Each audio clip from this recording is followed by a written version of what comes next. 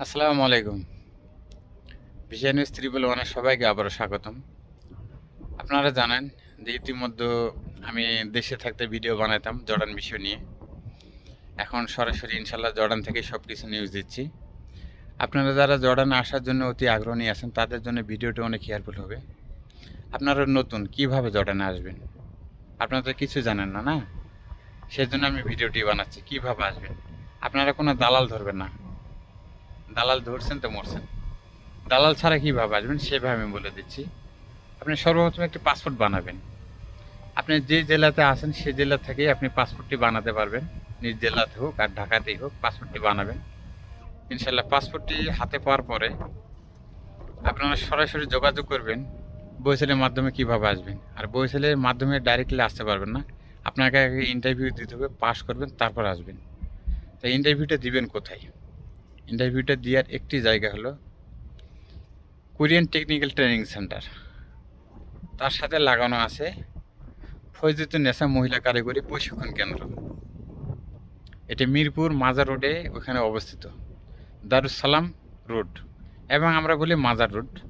মাজার রোডে ওখানেই ওই ট্রেনিং সেন্টার ওই একটি আছে। যে কোনো গাড়িওয়ালা হোক বা বাসওয়ালা হোক তাদেরকে বলবেন আপনাদেরকে তার গেটের সামনে নামাই দিবে।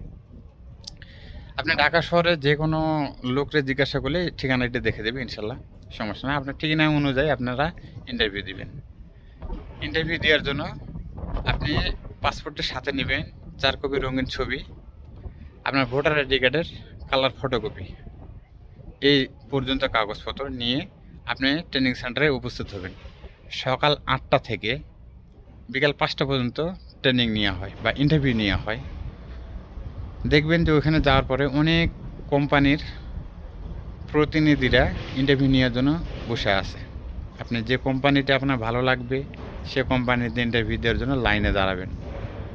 লাইনে দাঁড়ানোর পরে আপনি যখন ইন্টারভিউ দিবেন, ইন্টারভিউ দেওয়ার পর পাস করবেন, তখন তো আপনি আবার চিন্তা করবেন যে আমি আবার মেডিকেল কোথায় করব, কোথায় কী করব। না, যখন পাস করবেন আপনার পাস হওয়ার মাত্রই সম্পূর্ণ ওই যে স্যারেরা ইন্টারভিউ নিছে সেই স্যারেরাই কোথায় কী করতে হবে সম্পূর্ণ ওরাই দেখে দিবে, ওরা নিজেরাই দেখে দিবে।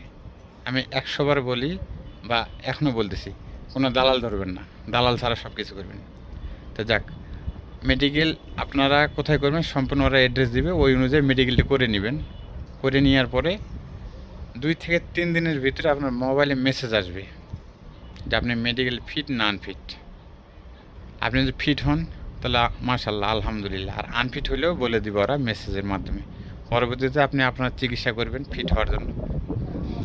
যখন আপনি মেডিকেলে ফিট হয়ে গেছেন তখন আবার 1 থেকে 1.5 মাস পরে আপনার আরেকটি মেসেজ আসবে যে আপনার ভিসা কনফার্ম করা হয়েছে, আপনি কি ভিসাটি নেবেন।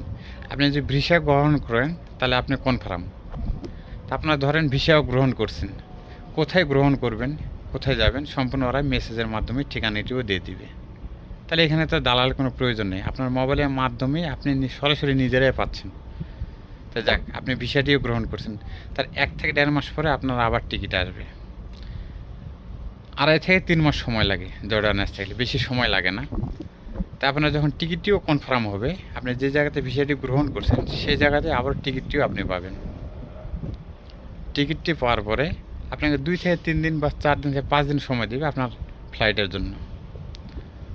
যখন আপনি টিকিট পাবেন তখন আপনি দেখবেন যে ওখানে ডেট দিয়ে আছে আপনার কোন দিন ফ্লাইট। ওই ফ্লাইট অনুযায়ী আপনার আত্মীয় স্বজনের কাছে আপনি মাপসাপ নিয়ে একবারে বাড়ি থেকে চলে আসবেন। আশা করি আপনার ফ্লাইট, যেদিন ফ্লাইট তার পরের দিন আপনার জর্ডানে। আজকের মতো এই ভিডিওটা আমি এই কারণে বানাচ্ছি যে আপনারা অনেকে তো দালাল ধরেন না, দালাল ধরার কোনো প্রয়োজনই নাই। সরাসরি নিজেরাই সব কিছু করবেন, 1 টাকাও কোনো খরচ নেই। যদিও 1 থেকে 1200 টাকা খরচ হয়। এই জর্ডানে আসার পরে যে কোম্পানিতে আসবেন সে কোম্পানিতে 1 থেকে 1.5 মাসের ভিতরে সে কোম্পানি আপনাকে সেই টাকাটাও ফেরত দিয়ে দিবে। তাহলে হিসাব করছেন যে এখানে কোনো 2 নম্বরই নাই যে আপনাকে দালালের টাকা দিচ্ছেন, দালাল আপনাদেরকে জর্ডানে পাঠাইছে। না, আপনারা নিজেরাই সব কিছু। আপনি যদি দালাল ধরতে চান তা আপনি নিজেই দালাল হন, তাহলে আপনারা সব কিছু নিজেরাই করতে পারবেন। এখানে বাড়তি কোনো দালালের কোনো দরকার নেই, ঠিক আছে। আমি সেম এই কোয়ালিটিভাবে নিজেও আসছি, আসা আমার প্রায় 1 বছর ইনশাল্লাহ শেষ। আমি আগে দেশে থাকতে ভিডিও বানাইতাম, আমার চ্যানেলটির সমস্যার কারণে দেশে থেকে আর ভিডিও বানাই না, এখন এখানে আসে ভিডিও বানাচ্ছি। আমি যেভাবে আসছি সেভাবে আপনাদেরকে আমি সব কিছু বলে দিলাম। ইনশাল্লাহ আপনারাও সেভাবে চেষ্টা করেন, ইনশাল্লাহ জর্ডানের বুকে আপনাদের সাথে এমনও হয়তো দিন আসবে আপনাদের সামনে দেখা হতে পারে। তো যাক, আজকে এই পর্যন্তই। আপনাদের যদি কোনো কিছু জানার থাকে অবশ্যই আমাকে কমেন্টে জানাবেন। আসসালামু আলাইকুম।